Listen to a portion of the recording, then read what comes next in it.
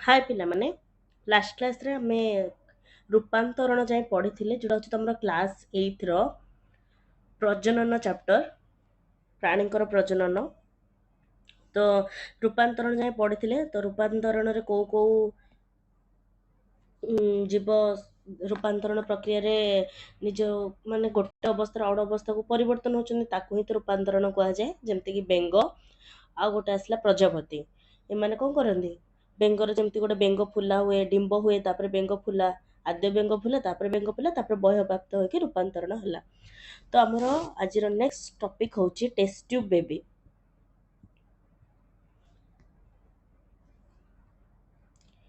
Test tube baby पिले माने test tube baby माने कौन? टेस्ट ट्यूब बेबी हूँ गोटे प्रोसेस पे आम जाच टेस्ट ट्यूब एमती थाए ना ना जोटा कि केमिकल आम केमिस्ट्री लैबोरेटरी यूज करूँ।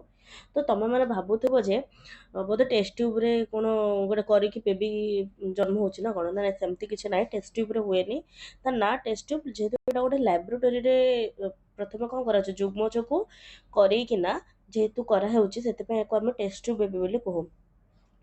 ठीक अच्छे पिला तुम जाच पु जुग्मक आउ स्त्री जुग्मक जिते मिले से कौन हुए जुग्मज हुए। तो मनीष क्षेत्र में पु जुग्मकटा कौन शुक्राणु स्त्री जुग्मक हूँ डिम्बाणु।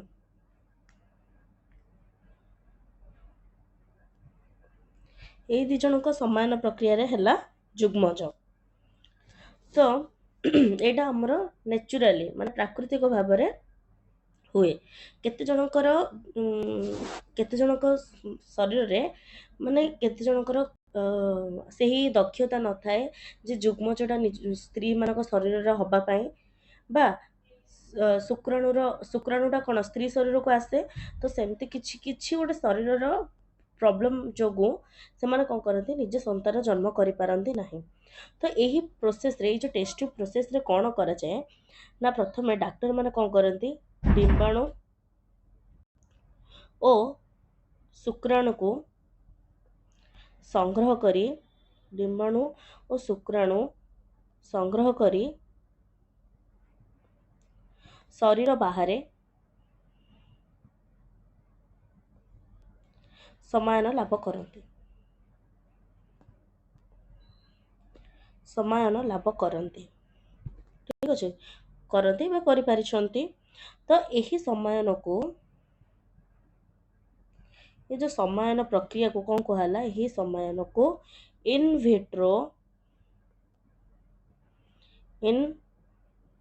विट्रो फर्टिलाइजेशन बोली कहा जाए जोड़ा होची IVF। I stand for in V for vitro F for fertilization. ठीक अच्छे कहा जाए पिला माने मन रख। तो मु बेले बेले क्वेश्चन रे पचार देबो इन विट्रो फर्टिलाइजेशन रो डेफिनेशन नला IVF कौन तुम कहि पारिबो। ठीक अच्छे अच्छा जो शरीर बाहर सम्मान कराला जुग्मज है। तो ये जो जुग्मजटा हम जुग्मज सृष्टि पर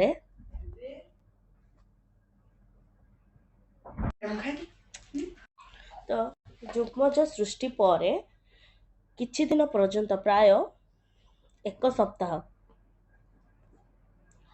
वृद्धि कराब वृद्धि कराई पुनर्बार मातृ शरीर ने जराए यह को अवस्थापित करा जाए।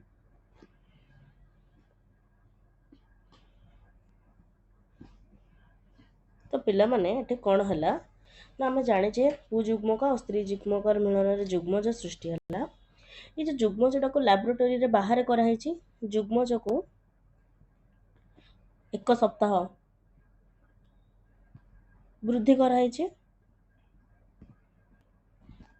कराला देन ताको कौन कराई ना मातृ जरार स्थापित कराला। मैंने जानिच जे जुग्मज को मु आगुरी कही जे जुग्मज को आम कौन करूँ ना सी जो जुग्मज हुए जुग्मज कौन हुए विभाजन हम ये जुग्मज विभाजन करे, विभाजन करके कोथरे सृष्टि हुए ना भ्रूण। ये भ्रूण कौन करे धीरे धीरे वृद्धि होकर गोड़ हाथ एमती पिलार हुए ताकू शरीर भितर कौन कह जाए फोर्टेस बेली कह जाए। अच्छा ये जो प्रणाली रे शिशुटा होउची फास्ट आउथरे कहि दोची डिम्बाणु शुक्राणु को शरीर बाहर संग्रह कराला समायन कराला से प्रोसेस को कहला इन विट्रो फर्टिलाइजेशन। जुग्मज सृष्टि होला पर प्राय गोटे सप्ताह पर्यंत ताको वृद्धि कराला कराइकी मातृ जरिया ताको कौन करा होची अवस्थापित कराला। यही प्रोसेस को आमे कहिले टेस्ट ट्यूब बेबी कौन यही प्रक्रिया को टेस्ट ट्यूब बेबी बोली कहा जाए। बेबी कहते एक्चुअली रे टेस्ट ट्यूब रे किछि करा जाए नाही हला।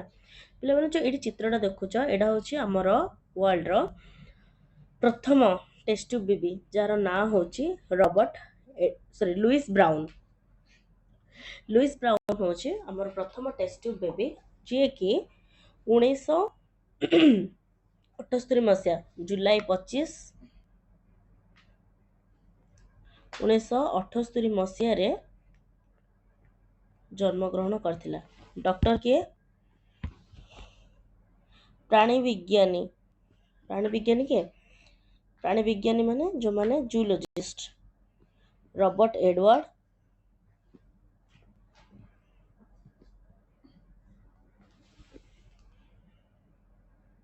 प्राणी विज्ञानी रॉबर्ट एडवर्ड्स ओ doctor Patrick स्टेप्टो।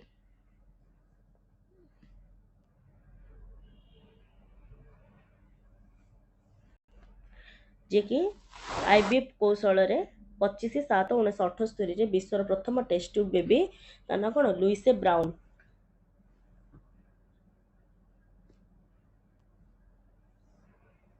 Test tube baby Louise Brown जन्मग्रहण करिथिला। अच्छा पिला माने आजिका पर्यंत 40 लाख रु अधिक पिला मानक आमे टेस्ट ट्यूब बेबी जरिया रे जन्मग्रहण करूछंती। 2010 मसीह रे ए जो उल्लेखनीय अवदान पाए रॉबर्ट एडवर्ड जे कि 2010 मसीह रे 2010 मसीह रे भेषज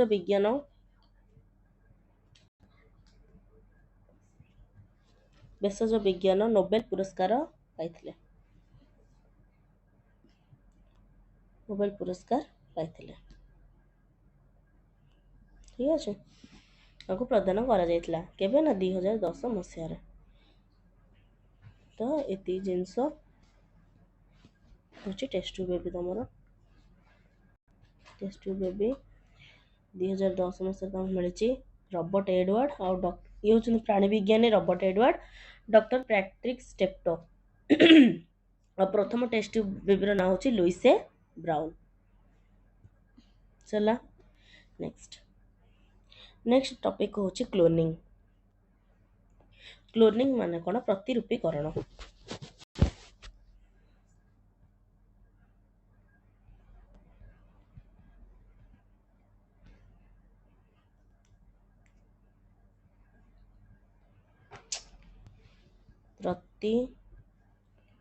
प्रतिरूपीकरण प्रथम कथा होची क्लोनिंग माने कोन कोष अंग किंबा जीव शरीर रो अबिकल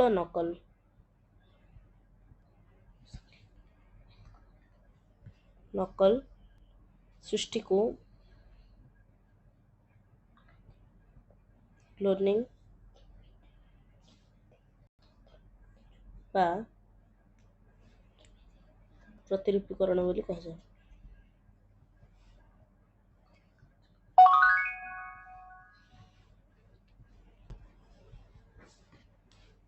क्लोनिंग माने कोन जेमती तमरो कोष हो अंग हो किंबा जीव शरीर पूरा अबिकल नकल हेतिबो जदि ताको कहला क्लोनिंग। ତ କ୍ଲୋନିଂ ଜରିଆରେ କିଛି ଗୋଟେ ପ୍ରାଣୀର ସୃଷ୍ଟି ହେଇଥିବ କିମ୍ବା କିଛି ଗୋଟେ କରାହେଇଥିବ। ତମର ସାଇଣ୍ଟିଷ୍ଟ ଇଆନ୍ ୱିଲମୋଟ୍ ଓ ସହଯୋଗୀ ସ୍କଟଲ୍ୟାଣ୍ଡର ଏଡିନବରା ସ୍ଥିତ ରୋଜଲିନ୍ ଅନୁଷ୍ଠାନରେ ସର୍ବପ୍ରଥମେ ଏକ ସ୍ତନ୍ୟପାୟୀ ପ୍ରାଣୀର କ୍ଲୋନିଂ କରିବାରେ ସଫଳ ହୋଇଥିଲେ। କିଏ ନା ଇଆନ୍ ୱିଲମୋଟ୍। ଇଆନ୍ ୱିଲମୋଟ୍ କୋଉଠି ନା ସ୍କଟଲ୍ୟାଣ୍ଡର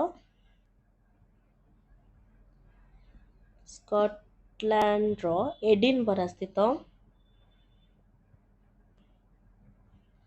ରୋଜଲିନ୍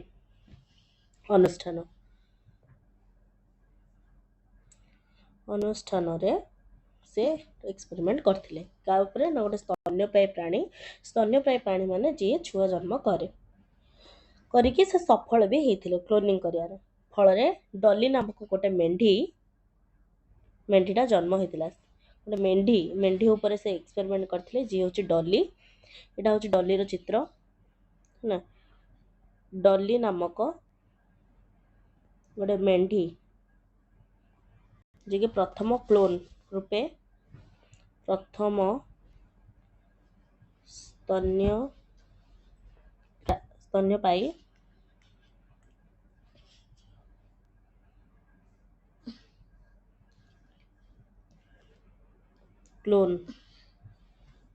ସ୍ତନ୍ୟପାୟୀ କ୍ଲୋନ୍ ରୂପେ 5 ଜୁଲାଇ 1996ରେ ଜନ୍ମ ହୋଇଥିଲା। ପିଲାମାନେ ଆକୁ କେମିତି କ୍ଲୋନିଂ କରାହେଇଥିଲା ଦେଖିବା। ଆଚ୍ଛା, ଗୋଟେ କିସମର ମେଣ୍ଢି ଯିଏ ହଉଛି ସ୍କଟିଶ ବ୍ଲାକଫେସ୍ ହଉଛି ଗୋଟେ କିସମର ଏଇଟା ହଉଛି ଗୋଟେ କିସମର ମେଣ୍ଢି। ଯେହେତୁ ମେଣ୍ଢି, ତାହେଲେ ତାର କଣ ଥିବ? ଡିମ୍ବାଣୁ ଥିବ।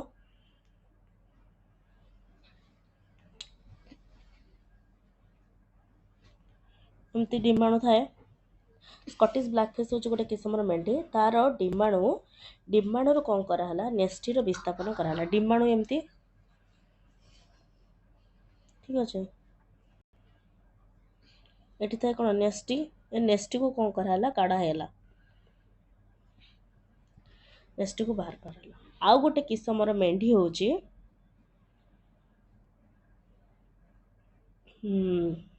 ଫିନ୍ ଡରସେଟ୍।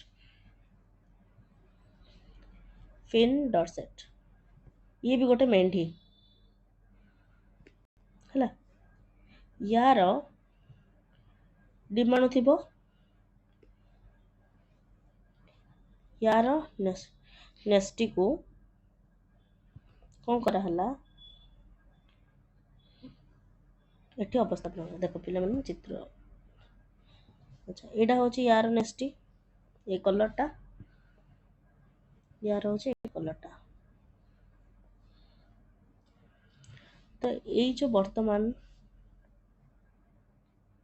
ଆର ବାହାରଟା ହଉଛି ଏଇ କଲରଟା। ତ ବର୍ତ୍ତମାନ ଯୋଉ ଫାଇନାଲି ଯୋଉ ତିଆରି ହେଲା ଆମର, ତାର କୋଷ ଜୀବକ ରହିଲା, ତାର ଡିମ୍ବାଣୁଟା ତ ରହିଲା ତାର ସ୍କଟିଶ ବ୍ଲାକଫେସ୍ର, ମାତ୍ର ନେଷ୍ଟିଟା ରହିଲା କାର? ଫିନ୍ ଡରସେଟ୍ ମେଣ୍ଢିର। ଚିତ୍ର କରିବା ଦ୍ୱାରା ତୁମେ ଭଲରେ ବୁଝିପାରିବ। ଠିକ ଅଛି। ସ୍କଟିଶ ବ୍ଲାକଫେସ୍ ନାମକ ଗୋଟେ ମେଣ୍ଢିର ଡିମ୍ବାଣୁରୁ ନେଷ୍ଟିକୁ ବାହାର କରାଗଲା। ସେ ନେଷ୍ଟି ଜାଗାରେ ଫିନ୍ ଡରସେଟ୍ ମେଣ୍ଢିର ନେଷ୍ଟିକୁ ଏଠି ରଖାଗଲା। ଠିକ ଅଛି। ଏଇଟା ଗୋଟେ ନୂଆ କୋଷ ହେଲା। ଠିକ ଅଛି। ତାପରେ ଏଇ ଯୋଉ କୋଷ ହେଲା, ଏଇଟା ହଉଛି ଗୋଟେ ଡିମ୍ବାଣୁ ନା। ଏଇ ଯୋଉ ଡିମ୍ବାଣୁକୁ ଆଉ ଗୋଟେ ଅନ୍ୟ ଏକ ସ୍କଟିଶ ବ୍ଲାକଫେସ୍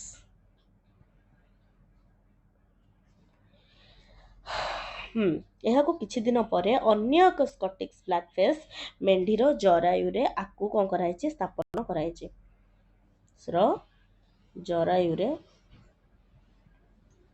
ସ୍ଥାପନ କରାଯାଇଛି। ସ୍ଥାପନ କରାଗଲା। ପିଲାମାନେ ମନେ ରଖ, ଏଠି ଯୋଉ ସ୍କଟିଶ ବ୍ଲାକଫେସ୍ ଆସିଲା, ଏଠୁ କେବଳ ଡିମ୍ବାଣୁ ସଂଗ୍ରହ କରିକି ନେଷ୍ଟିର ବିସ୍ଥାପନ କରାଗଲା। ଅନ୍ୟ ଏକ ସ୍କଟିଶ ବ୍ଲାକଫେସ୍ରେ ଆକୁ ଅବସ୍ଥାପନ କରାଯାଇଛି। ଜରାୟୁରେ କଣ କରାଯାଇଛି? ସ୍ଥାନିତ କରାଯାଇଛି। ସ୍ଥାନିତ କରାଗଲା। ତାପରେ 150 ଦିନ ପରେ ଡଲି ଜନ୍ମ ନେଲା। ଯେମିତି ନ୍ୟାଚୁରାଲି ଯେମିତି ହୁଏ 150 ଦିନ ପରେ ଡଲି ଜନ୍ମ ନେଲା।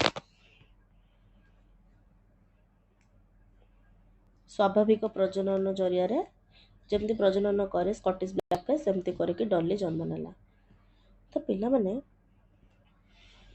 ଯେଉଁ ଡଲି ହେଲା ସେଟା ହେଉଛି ଫାଷ୍ଟ କ୍ଲୋନିଂ स्तन्यपायी प्राणी।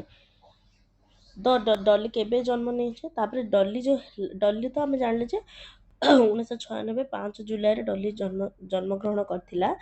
तापर ये जो डली सी कौन कर स्वाभाविक प्रजनन करिया तापर स्वाभाविक प्रजनन जरिया डली स्वाभाविक प्रजनन जरिया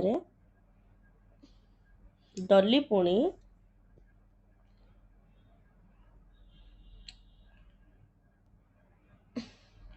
डली गोटे पुत्र संतान बोनी ताना ताकू जन्म देला के 1998 जन्म देला। ठीक अच्छे।